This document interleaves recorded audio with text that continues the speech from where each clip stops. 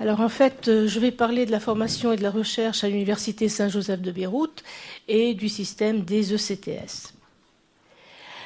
Alors donc, l'Université Saint-Joseph de Beyrouth a adopté en septembre 2003 et en l'espace d'un semestre le système des ECTS dans le contexte d'une réorganisation stratégique et dans le but d'améliorer la lisibilité internationale de ces diplômes et la mobilité des étudiants. Donc, en 2012, il nous a semblé opportun d'établir un bilan de cette expérience, aussi bien au niveau administratif qu'au niveau académique et pédagogique. Donc, c'est la raison pour laquelle, en mars 2011, l'université avait soumis au Conseil de l'Europe une requête visant à examiner la mise en œuvre et l'application du système ECTS au sein de l'université. Alors, deux experts ont alors assuré une mission en juin 2011, du 5 au 9 juin, et ont présenté un rapport préliminaire en juillet de la même année au vice-recteur aux affaires académiques.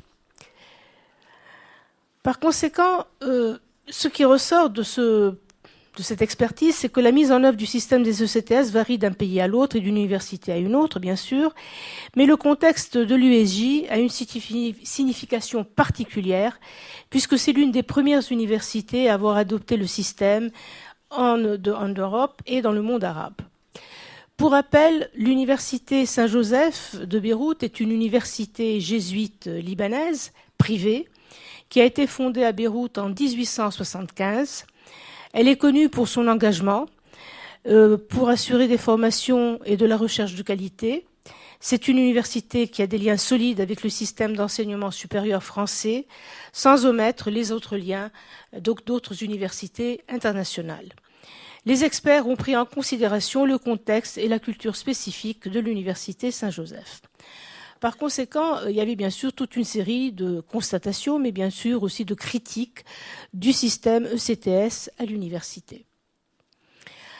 Alors, les multiples rencontres se sont faites avec des responsables, des enseignants. Il y a eu beaucoup de discussions aussi avec les étudiants qui ont permis aux deux experts de mettre en relief les points suivants. Le premier point, c'est que l'application du système ECTS reste largement considérée comme ayant été imposée par les hautes instances de l'USJ plutôt que comme un projet de la communauté universitaire. Le second point, c'est que la conception du système est fondée sur les phases initiales du processus de Bologne, qui aujourd'hui donc semble périmé. Quant au système lui-même, plusieurs enseignants et étudiants ressentent le besoin de plus d'orientation, de sensibilisation et de formation, ce qui, en fait, semble avoir été une étape qui a été rapidement faite, puisqu'en fait, comme je dis, on a passé en un semestre d'un système à un autre. Des inquiétudes ont été soulevées concernant l'estimation et la charge de travail de l'étudiant, puisqu'il a en fait 10 cours par semestre, donc surcharge, fatigue, et le nombre de crédits par cours. Il y a aussi une différence dans les systèmes de notation entre les différentes facultés, le nombre des évaluations, etc. Donc ceci semble un peu assez chaotique et confus. Le fait qu'il n'existe pas également une vraie marge de flexibilité pour les cours à cause des problèmes de chevauchement, de passerelles et d'horaires à cause de la surcharge justement de ces cours. Ensuite, bien sûr, la question des travaux personnels contrôlés qui constitue finalement une préoccupation majeure. Selon le règlement intérieur de l'USJ, l'étudiant se doit d'être présent au cours et doit remettre un TPC par cours. Mais comme il n'existe pas de vision commune au sein du système et chaque faculté applique différemment le concept, par exemple la faculté des lettres et des sciences humaines à laquelle j'appartiens, nous avons finalement décidé que ce serait 5 TPC pour 5 matières au choix pour l'étudiant, parce qu'on ne peut pas demander 10 TPC, c'est pas un semestre, 13 semaines, c'est pas évident. Et de plus, le remis de ces TPC est là. Ce sont des projets qui ne sont pas pris au sérieux, il y a beaucoup de plagiat, de copier-coller, bon, c'est vraiment traité n'importe comment. Par conséquent, ceci est donc perçu comme une contrainte inutile. La question de la rémunération aussi des enseignants, en ce qui concerne le suivi des TPC, a été soulevée puisque nous ne sommes pas payés sur le même barème que les cours. Alors, le concept de la semestrialisation n'a pas été accepté par beaucoup d'enseignants et par des étudiants, puisque certains aimeraient bien revenir à des cours annuels. Et des étudiants, eux, par contre, suggéraient la réduction du nombre de matières par semestre, ce qui semble pour nous être une requête tout à fait évidente. En ce qui concerne les prérequis, très souvent, cela constitue finalement une préoccupation assez répandue et elles sont perçues par les étudiants comme étant trop contraignantes.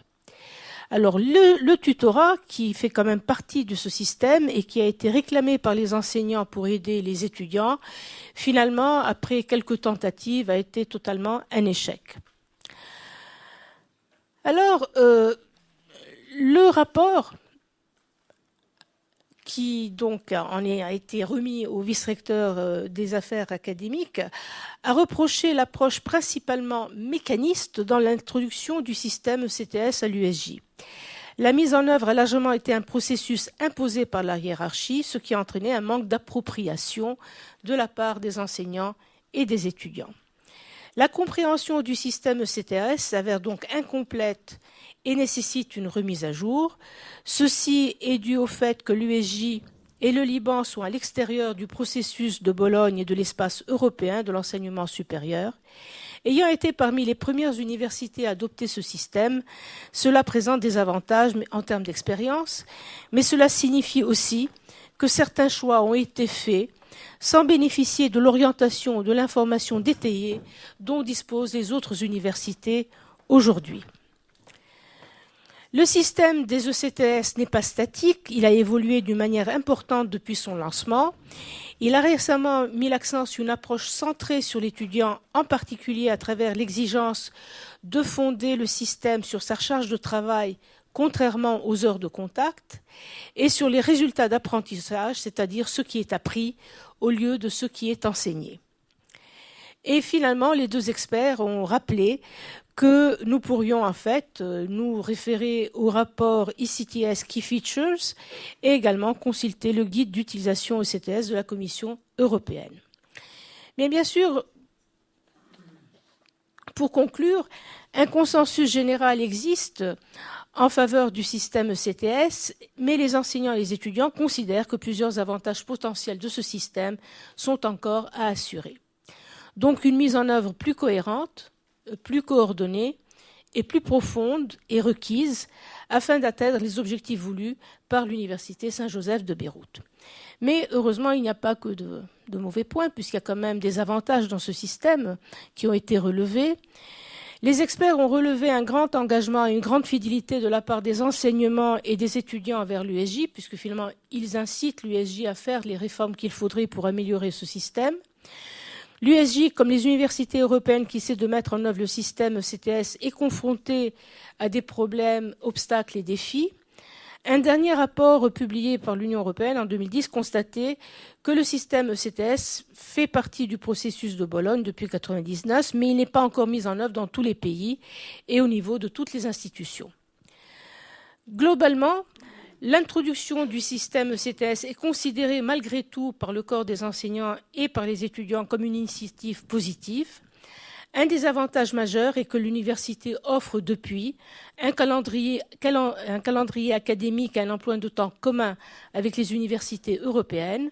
Son adoption a permis la reconnaissance internationale des diplômes décernés, ainsi qu'une plus grande mobilité des étudiants, et la formation tout au long de la vie est devenue possible au sein de notre institution.